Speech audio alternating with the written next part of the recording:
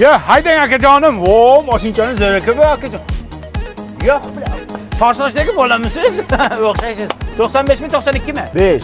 Bo'ldi akajonim, sizga 95 yarashadi. Ha jonim, puldan muammo yo'q. Bitta qora Malibu sanni aylansin.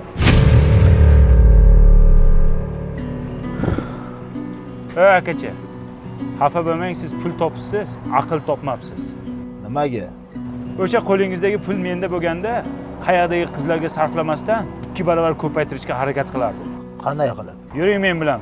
Sizga bitta joyni ko'rsataman. Mana o'sha joy, Samiz Avto.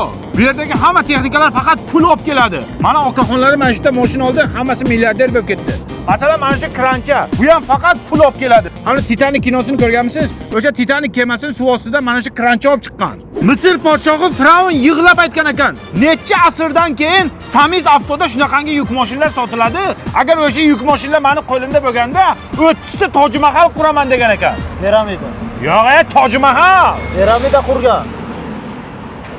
Samiz Avto Isuzu avtobuslarining birinchi distribyutori hisoblanadi. Hamma shu yerda avtobus olib ketadi. Real Madrid futbolchilari Isuzu avtobusdan olib keling, minaylik deyishgan. Olishganmiki? Yo'q, bular sotishmagan. Nimaga?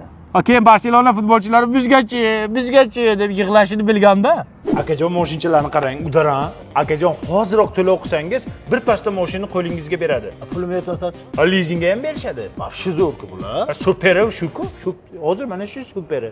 Akajon, texnikalar haqiqatan ham zo'r ekan. Rahmat senga, ko'zimni ochding. Endi men millioner bo'laman, ha. Mangami? Senga. Алло, Света. Да, это я. Света, сегодня время есть? Я тебе $100 задаю.